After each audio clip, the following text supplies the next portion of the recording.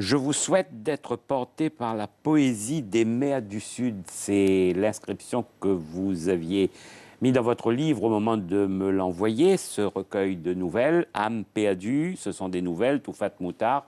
Alors, je peux vous dire tout de suite que oui, j'ai été porté par votre poésie, par la poésie des mers du Sud. Mais maintenant, moi, je vais passer à marcher avec vous. Il vous faut absolument écrire un livre. Oui. Ouais. Je le promets. Parce qu'à la sortie, c'est tellement beau, c'est tellement extraordinaire qu'on a envie d'en trouver d'autres. C'est votre premier livre? Oui, c'est le tout premier ouvrage, oui. Alors, Âme suspendue, c'est vraiment, quand vous parlez d'écrire un livre, c'est vraiment la base de toute l'œuvre que je souhaite poursuivre. Donc, c'était pour moi d'abord un essai pour voir voilà, quel effet avaient mes textes et qu'est-ce qu'ils apportaient, est-ce que les gens comprenaient le message que je souhaitais transmettre. Voilà, donc c'est dans cette optique-là. Je crois que c'est difficile de ne pas, pas comprendre le message parce que tout est beau, c'est un message d'amour extraordinaire. Ah, j'en suis ravie. De la réalité de la vie. Oui, c'est sur la réalité de la vie, c'est sur... j'ai eu à un moment un besoin de dialoguer avec mes aînés. C'est-à-dire que j'ai été élevée par des parents qui sont assez âgés par rapport à moi, avec une fratrie qui est assez âgée aussi par rapport à moi. Et très tôt, j'ai eu ce besoin-là, j'ai compris qu'il fallait être bilingue, on va dire. Et très tôt, j'ai été confrontée à cela, à un conflit générationnel que je voyais entre les jeunes de mon entourage et les gens d'une génération un peu plus avancée. Et j'ai vu qu'il s'était constitué 3 blocs. On a, on va dire, les 40-50 ans jusqu'à 60 ans. On a les 35-40 ans, et puis il y a ma génération, puis les adolescents qui vont après. Et toutes ces générations-là voient tout ce qui a trait au romantisme, à l'amour entre un père et ses enfants, ou entre un homme et une femme, très très différemment. Donc j'ai eu besoin de, on va dire, de rétablir un petit peu les choses et puis de chercher finalement quelle était l'essence du sentiment une fois qu'on avait enlevé tout ce qui était, toutes les références qui viennent de l'Occident pour le coup, puisque je viens du Sud. Voilà, donc une fois qu'on a enlevé toutes ces références-là et toutes les revendications identitaires, qu'est-ce qui reste du sentiment finalement? Qu'est-ce qui reste du romantisme? Est-ce que ce n'est pas une notion qui est apparue à plusieurs endroits spécifiquement, à des moments différents? Est-ce que c'est seulement une notion que l'on nous a appris et qui viendrait d'un seul endroit? Voilà, donc c'est de ce besoin pas de reconnaissance identitaire, mais c'est-à-dire de réappropriation du sentiment. C'est de ce besoin-là qu'est né Âme suspendue. Pourquoi est-ce qu'on hésite autant à dire « je t'aime » ? Alors, pour moi, je me suis souvent posé cette question. Oui. Pourquoi, dans des pays comme les Comores, comme beaucoup de pays en Afrique, pourquoi les parents ne disent pas « je t'aime » à leurs enfants et pourquoi on ne se dit pas « je t'aime » en couple? Et puis finalement, au fil de mon écriture, je me suis rendu compte que finalement, la question, ce n'était pas forcément pourquoi, mais comment. Comment dit-on « je t'aime » par exemple? Qu'il y a trop de pudeur? Non, parce qu'on a différentes manières de le dire.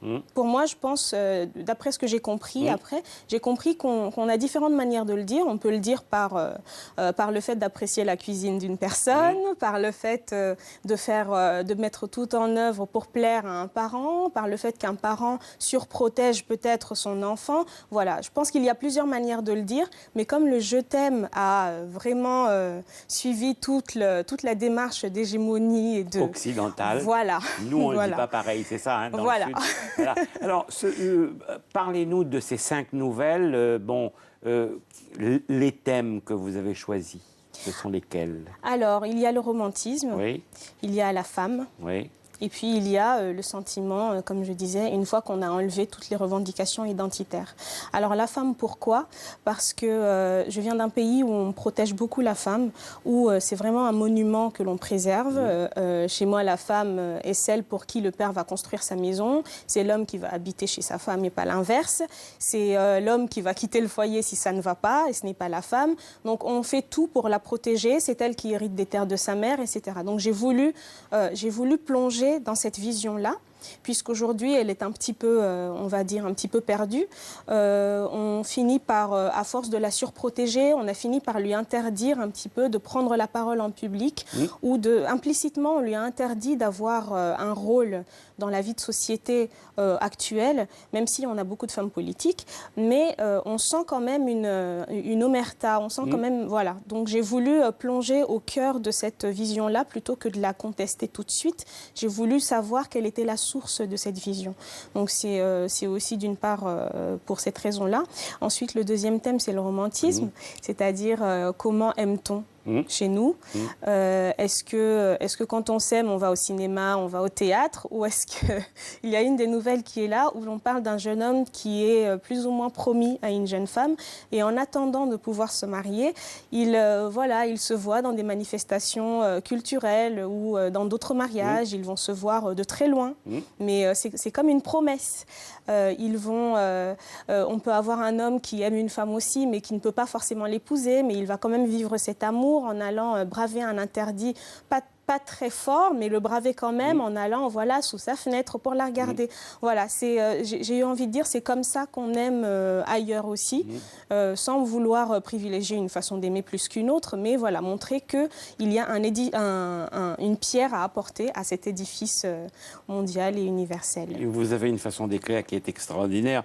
Les doigts verts des manguiers méprisent avec jalousie les longues et souples lames des cocotiers qui lorgnent avec dépit les grandes mains palmées des bananiers, mais toute envie à en mourir leur rivale commune, les feuilles incandescentes du flamboyant. Mais c'est extraordinaire. C'est une symphonie de la nature que j'ai eu envie de transmettre, parce que je trouve qu'on n'observe pas assez la nature, alors qu'elle est truffée d'exemples. Elle est truffée de beauté. C'est un festival, c'est une vraie symphonie, c'est une vraie fête qui se joue toutes les nuits, tous les jours. J'avais toujours eu l'habitude la nuit de regarder un peu. J'ai vécu dans un endroit un peu assez luxuriant. Moroni. Voilà, non pas Moroni exactement, qui est la capitale. Moi, j'ai vécu dans un quartier qui s'appelle Voadjou. Il est très loin des villes, et c'est vraiment à la campagne. Et la nuit, quand il n'y avait pas d'électricité, j'avais l'habitude de regarder un petit peu ce qui se passait autour. Et il y a tout un monde. Il y a tout un monde à découvrir, à observer. Et quand on prend le temps de regarder, c'est vrai que c'est bourré d'exemples à profusion, quoi. On peut vraiment observer la vie qui se développe, et puis en tirer des leçons pour la vie humaine, tout simplement. Ces textes sont nés quand vous étiez aux Comores, ou alors depuis que vous êtes installé à Paris pour Alors, vos il y a études? une partie qui est née quand j'étais aux Comores, mais la plus grande partie est née quand je suis arrivée à Paris, une fois que j'ai bien entamé mes études, parce que je pense que c'est une fois qu'on est loin qu'on s'aperçoit de ce qu'on avait. Et, et il y a des chansons que je n'écoutais pas, par exemple, qui m'énervaient quand je les entendais. Et puis quand je suis arrivée ici, je me suis surprise à les écouter en permanence, en boucle. Et c'est ces chansons-là qui m'ont inspirée. Et puis je me suis dit, mais finalement, ce que j'avais n'était pas si mal que ça. Est-ce qu'il n'y a pas quelque chose à explorer? Et voilà, donc c'est de ça qu'est né Âme suspendue.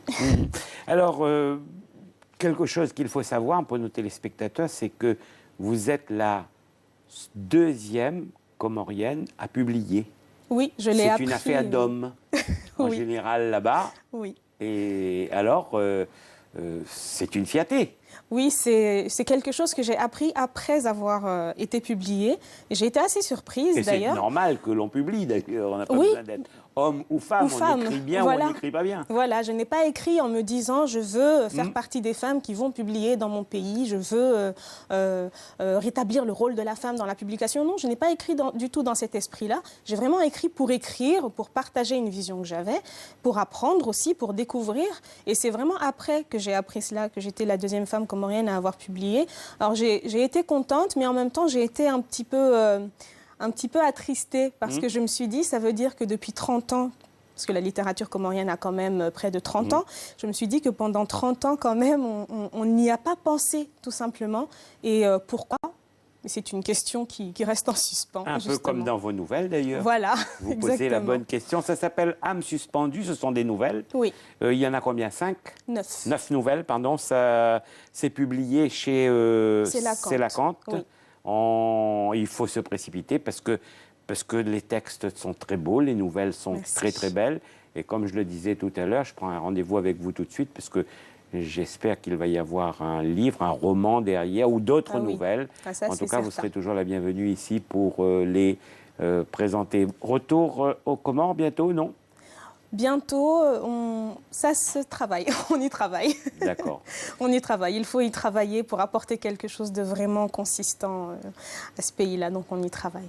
Merci beaucoup d'être venu sur Merci ce à plateau. vous de m'avoir Je reçu. rappelle le titre, Âme suspendue, ce sont des nouvelles et qui sont signées par Toufat Moutard. Merci. Merci.